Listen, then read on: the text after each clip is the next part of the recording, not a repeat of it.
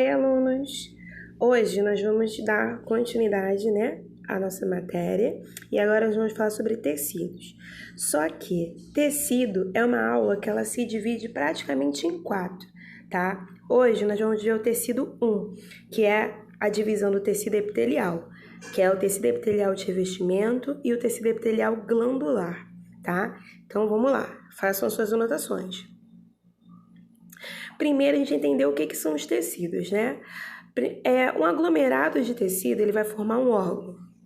Um aglomerado de órgãos, ele vai formar um sistema, Então, os tecidos, eles vão ter origens diferentes de acordo com a sua formação, tá? Então, nós dividimos o tecido em 3 partes. Ele pode ser de origem ectodérmica, que fica praticamente do lado de fora do corpo. Origem mesodérmica, que é aquele cara que literalmente fica no meio. E origem endodérmica, que é a parte mais interior dos organismos.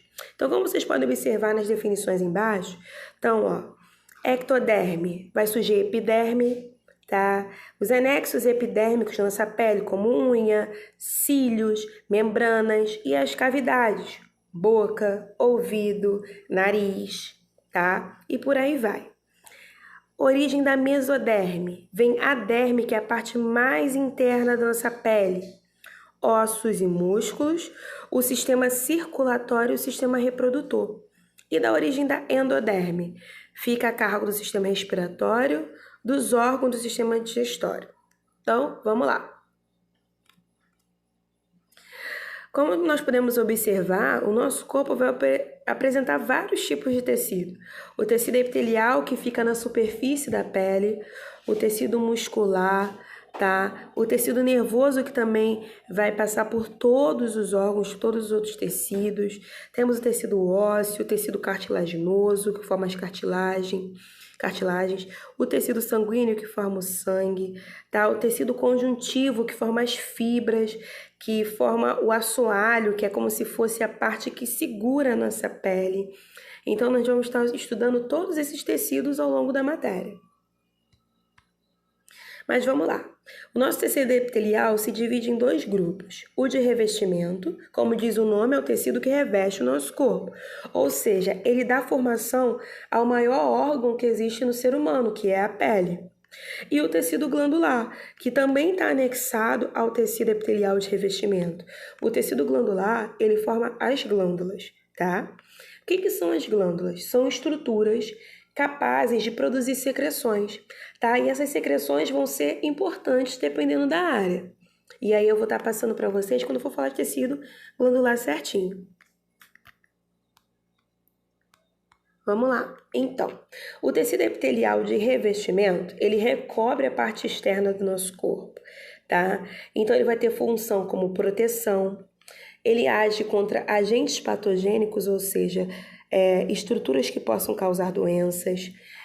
Ele também protege contra choque térmico, mudanças de temperatura, tá? Então, nós vamos ter várias funções específicas no tecido epitelial de revestimento.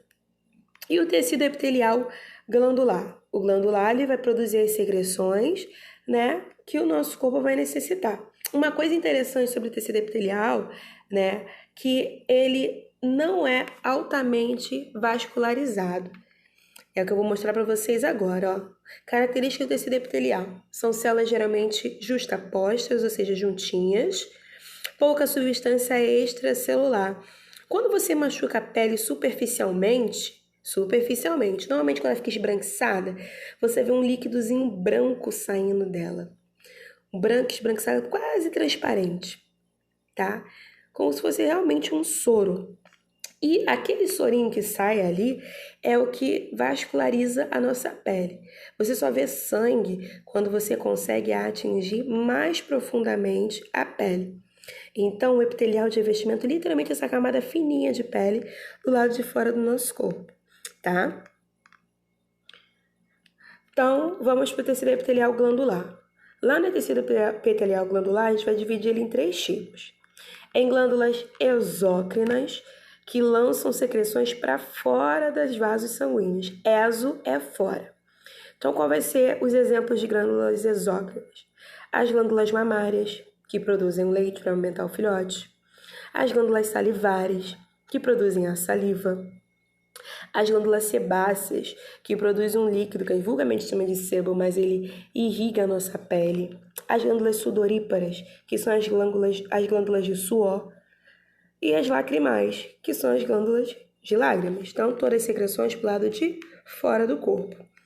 As glândulas endócrinas são aquelas que lançam secreções para o lado de dentro do nosso corpo, como a hipófise, que produz, por exemplo, hormônios de crescimento, a tireoide, que produz, por exemplo, hormônios, secreções que controlam cálcio no nosso organismo, os ovários, que, por exemplo, produzem estrogênio, progesterona para as mulheres, da mesma forma que os testículos, que produzem testosterona para os homens, o pâncreas também é um exemplo, tá?